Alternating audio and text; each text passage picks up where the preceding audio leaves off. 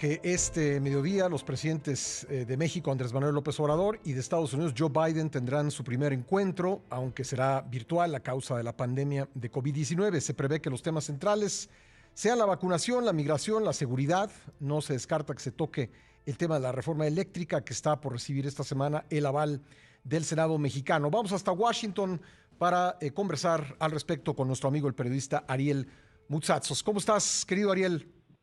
Con mucho gusto saludarte, como siempre, a ti y a tu auditorio, Pascal. Buenos días. Bueno, pues, ¿qué expectativas genera este encuentro que se da, como ya hemos comentado, después de la reunión que tuvo el presidente Biden y su gabinete con el primer ministro Trudeau hace unos días?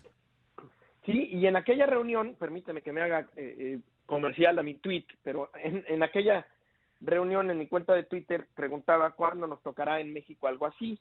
No nos va a tocar algo así porque la reunión de hoy no es de gabinete completo o de gabinete importante, sino completo, pero sí es una reunión sin duda alguna muy relevante.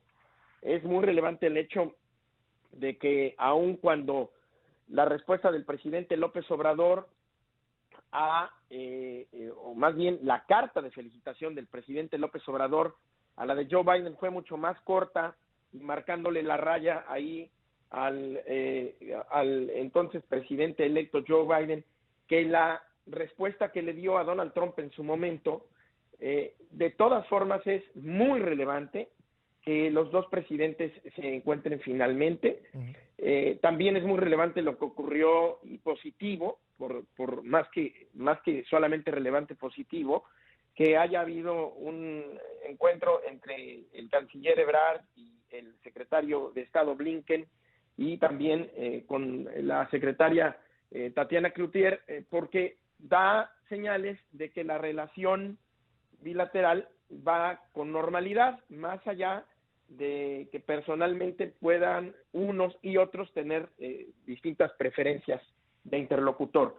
El encuentro de hoy entre el presidente Biden y el presidente López Obrador va a tener, de acuerdo con la Casa Blanca, tres temas fundamentales. El primero es la parte de, evidentemente, con Centroamérica, tener un plan de desarrollo para poder atacar las causas de la migración en el sur de México y en Centroamérica, muy importante. Ya se había venido hablando desde la anterior administración con Trump, pero bueno, es también importante que se haya retomado y que se vaya a potenciar en esta administración del presidente Biden. En segundo lugar, de cuestiones económicas y de comercio, y aquí, aunque lo ponen de manera general, pues cabe la pregunta de si van a hablar de la reforma al sector eléctrico en México, que tanta roncha ha sacado aquí en Estados Unidos entre los empresarios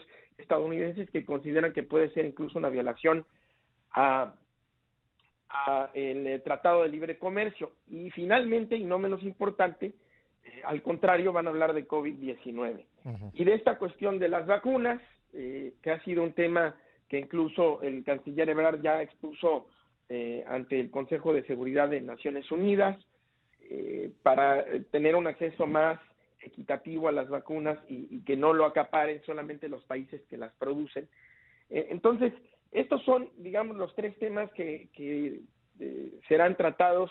Al menos eso es lo que sabemos públicamente. Quizás haya otros que no nos cuenten, como sí es normal. En esta reunión, que tendrá lugar, tengo entendido, a las 3:30 de la tarde de hoy, tiempo de México. Es 3:30 de la virtual, tarde, entonces, de acuerdo. 3:30 de la tarde. Bueno. Es una reunión virtual entre ambos mandatarios, Pascal. Muy bien. ¿Cómo sería tomado en Estados Unidos, por tocar el tercer tema que nos mencionas, una petición por parte de México para que Estados Unidos le preste vacunas en lo que llegan las que México ha comprado? Mira, no tengo una respuesta precisa de parte de mis fuentes a esto, pero lo que sí sé es que a preguntas similares de otros países, y sobre todo a pregunta en una entrevista a Anthony Blinken el viernes, el secretario de Estado, responden siempre una referencia al COVAX, a este programa pues, mundial o internacional, precisamente para canalizar vacunas a los países más desfavorecidos. Y entonces probablemente podría venir una respuesta de ese lado, diciendo que lo harán a través de ese programa, o quizás efectivamente nos vayan a tratar como un país privilegiado, como creo que lo merecemos, porque al final somos parte de Norteamérica y tenemos con Canadá y con Estados Unidos un tratado de libre comercio que al final nos constituye pues como socios más importantes quizás que otros socios. El mismo secretario de Estado dijo el viernes que no podía imaginarse una relación que fuera más importante para Estados Unidos que la relación con México, después de que Biden fue y le dijo a Canadá que era el país que tenía una amistad más cercana con Estados Unidos.